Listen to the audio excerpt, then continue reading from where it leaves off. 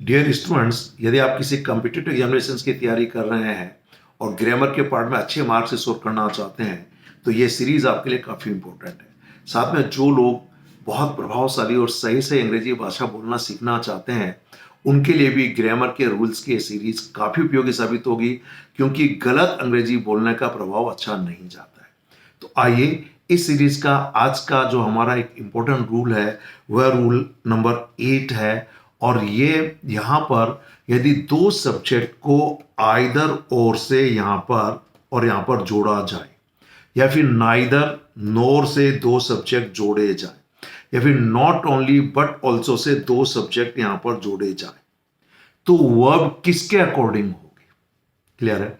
तो ध्यान दीजिए, पहले स्टैंडर्ड रूल तो यह है कि जो भी आपको यहां पर आइदर और, नाइदर नोर या नॉट ओनली बट ऑल्सो में ये जो कॉलम खाली दिए गए हैं, यहां पर जो भी नाउन आएंगे ये दोनों सिंगुलर नाउन हो सकते हैं, दोनों प्लूरल नाउन हो सकते हैं, या फिर एक सिंगुलर और एक प्लूरल नाउन हो सकता है, या यहां पर दो पर्सनल प्रोनाउन भी हो सकते हैं, या तो आप या मैं।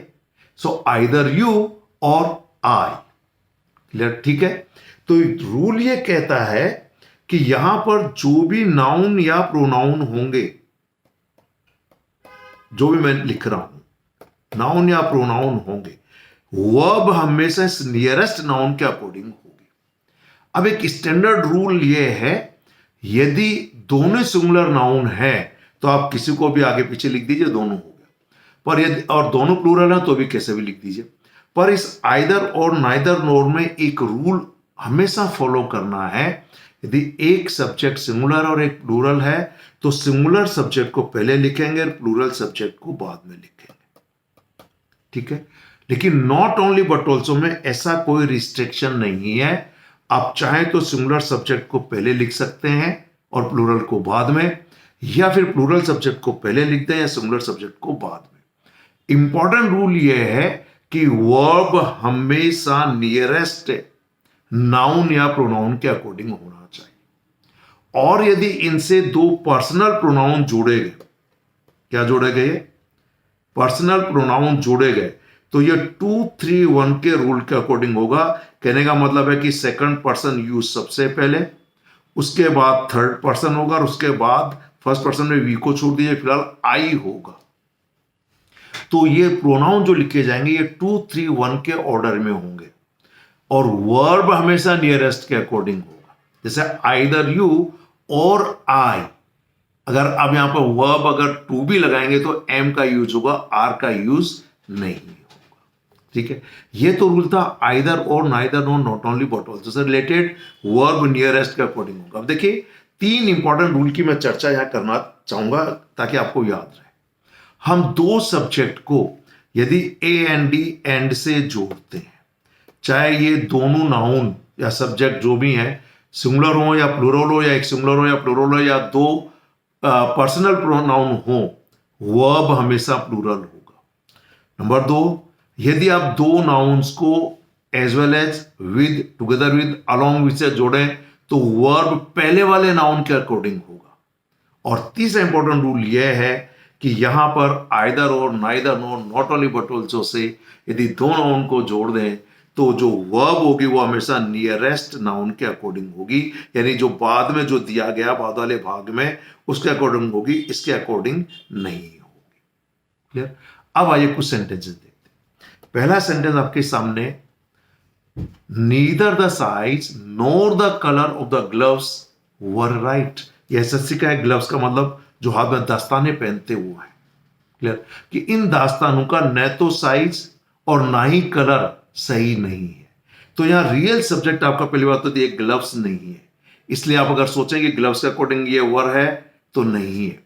यहां पर आपका रियल सब्जेक्ट जो है नाइदर नॉर से जो सिंगुलर नाउन जोड़े गए हैं ना, द साइज, द कलर, दोनों सिंगुलर हैं, लेकिन हमें तो लास्ट वाला ध्यान देना है, तो यहां इसके अकॉर्डिंग होगा, इसलिए यहां वर की बजाय वॉच का यूज करें।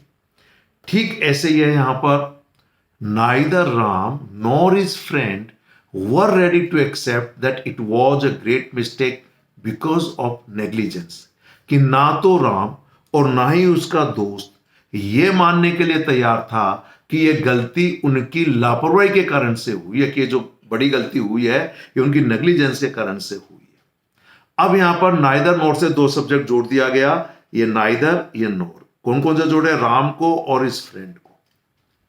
वर्ब हमेशा नियरेस्ट के अकॉर्डिंग आना चाहिए, तो यहां पर नियरेस्ट है फ्रेंड, तो यहां पर वर्क की बजाय वॉज का यूज करेंगे। अब यहां पर एक रूल और ध्यान दीजिए, मान लीजिए, मैंने कहा मान लीजिए यदि यह हिज फ्रेंड की बजाय हिज फ्रेंड्स होता, neither Ram nor his friends were ready, तो ये सेंटेंस सही होता, क्योंकि फ्रेंड्स फिर नियरेस्ट हो जाता है, ठीक है। लेकिन यहां पर चूंकि दोनों सिंगुलर नाउन है, इसलिए यहां पर वॉज का यूज होगा वर्क की बजाय।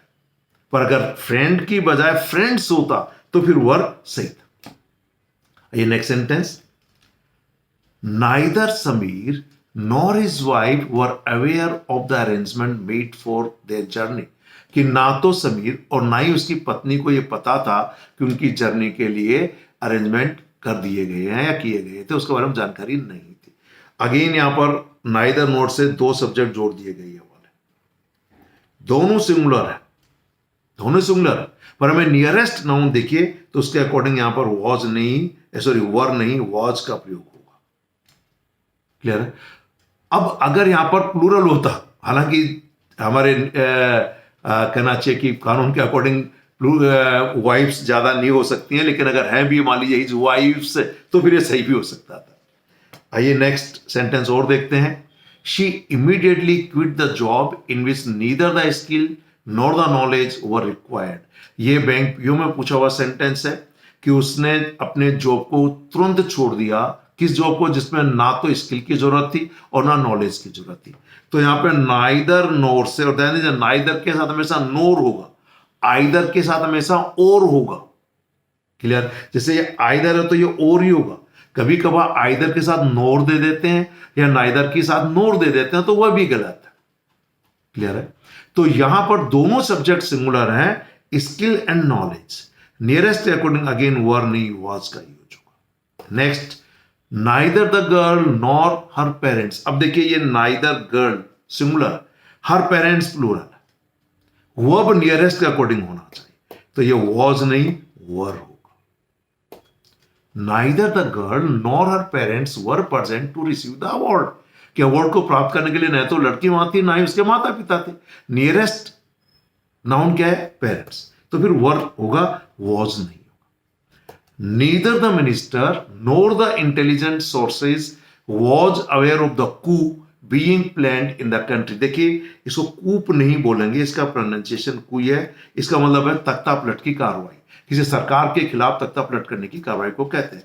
कि ना तो मंत्री ना इंटेलिजेंस सोर्सेज को पता था कि उनकी सरकार का तख्ता पलट करने के लिए कुछ प्लान किया जा रहा है। नियरेस्ट है नाउन है इंटेलिजेंस सोर्सेज, तो यहां पर सिंगुलर नाउन वर्ब नहीं, प्लूरल वर्ब होगा were. Next, how can it be solved when neither you nor I are ready. अब ये ऐसे में पूछा हुआ है।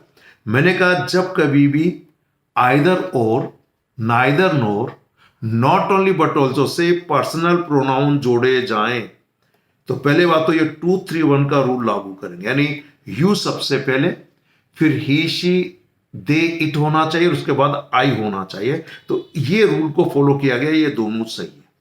लेकिन वर्ब नियरेस्ट सब्जेक्ट के अकॉर्डिंग होना चाहिए, और नियरेस्ट सब्जेक्ट यहां पर आई है, तो यहां पर आर नहीं एम का यूज होगा।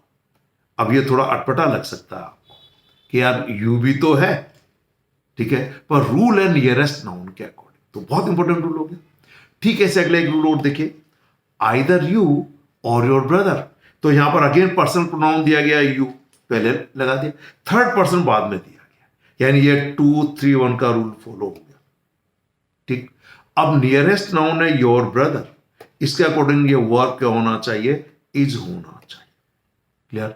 तो ये एक बहुत इंपॉर्टेंट रूल था कि जब कभी भी हम लोग आइदर और neither not only but also say दो नाउन को जोड़ें, चाहे दोनों सिंगुलर हो या दोनों प्लूरल हो या एक सिंगुलर एक प्लूरल हो, तो आइदर और नाइदर नोर में सिंगुलर को पहले लिखेंगे, प्लूरल को बाद में लिखेंगे। इंपॉर्टेंट ये है वर्ब हमेशा नियरेस्ट नाउन के अकॉर्डिंग होगा।